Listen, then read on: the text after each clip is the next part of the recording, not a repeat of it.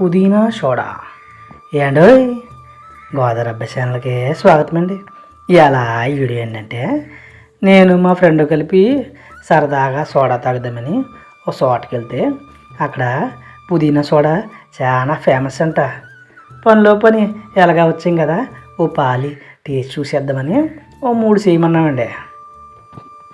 ఆ సోడా ఎలా ప్రిపేర్ చేస్తున్నాడో మీరు కూడా ఓ పాలి చిన్న లుక్ వేసేయండి. ఫస్ట్ అండి